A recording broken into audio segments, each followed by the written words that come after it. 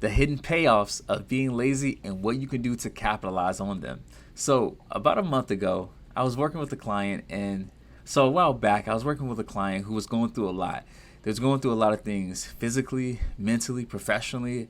Like they were being drained in every which way imaginable. So they came to me because they was feeling stressed. So we stopped and we looked at our schedule. We looked at the things that were important, and we stopped and we asked ourselves, how do we just simply free up more time? What are the things that are immovable, right? And then the things that are unmovable or are movable, right? What are the things that we can move? What are the things that we can't move? So we looked at those things, and what it came down to was we saw that we had an ability to actually delegate a lot of these things to save us time. So some of the things that we were able to delegate was cleaning around the house, so we hired a maid, cleaning the pool, so we hired a pool guy, and cleaning the yard, so we hired a lawn guy. So all these chores around the house were things that we were doing on our own in addition to all the other things, right? And we were doing it on E. But we hired someone. We let our money do the working for us. And by doing that, we actually saved more energy to put into the more important things like school, work, relationships, everything that you can think of. When we did this, we saw a complete 180, and this person was able to get the time, the happiness, the everything that they wanted back. And that's one of the hidden payoffs of being lazy. The thing is, you have to know what areas of your life you can be lazy in.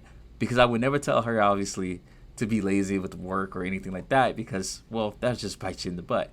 But we wanted to look at what are the things that don't necessarily need us to handle.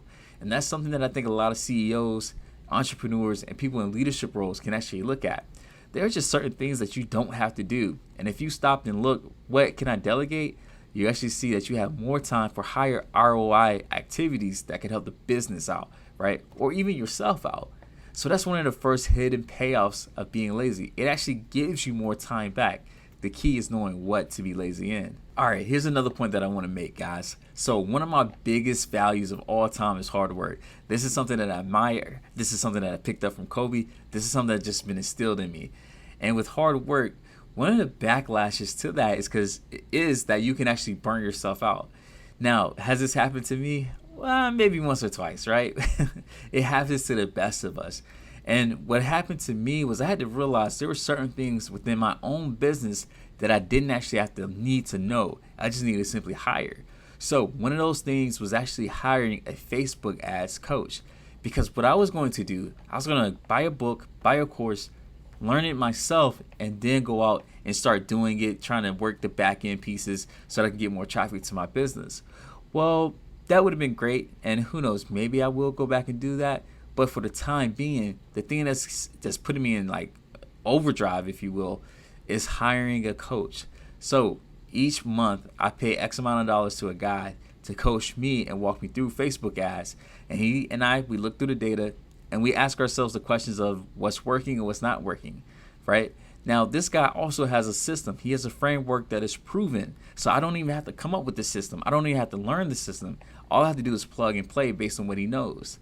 This saves me so much time, right? Because this is the implementation piece that would have taken me months to learn. But because he know it already, I'm just going in and I'm just plugging and playing. And now I'm probably months ahead of where I could have been. Also, that helps me to not procrastinate the way that maybe I would have once I've learned and spent all the energy and time trying to figure out what to do. So what does this mean for you? Well, I want you to ask yourself, who can I hire, right? Who can I buy as a coach to get me from point A to point B faster so that I can reap the rewards and benefits a lot quicker? Because when it comes to Facebook ads and a lot of things in, let's just say, the entrepreneurship space, but even in the business world, right? Things are moving at a fast pace. And as a result, you need to keep up. If you're not able to move at a fast pace, you're going to get left behind picking up old strategies that are no longer working, okay?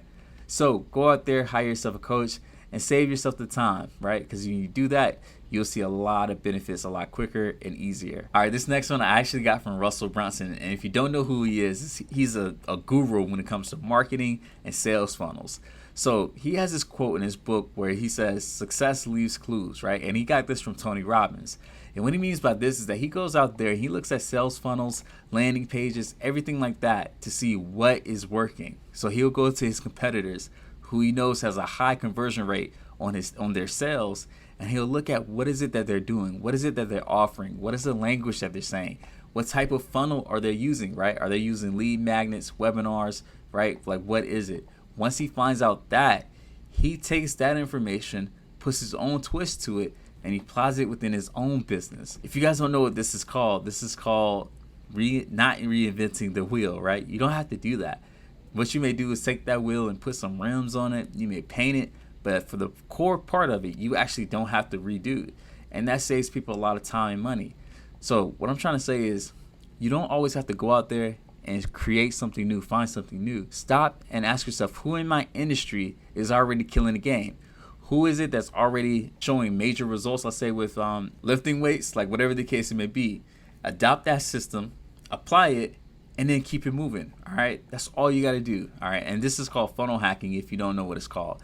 But overall, find what's working. That's a great way to be lazy, but also be profitable. So these are just some quick ways that you can actually be lazy and get the payoffs without killing yourself. Because here's the thing, it is great to work hard, but it's also equally great to work smart as well. These things are not isolated. And as a person that loves working hard, I've also seen the value of working smarter as well.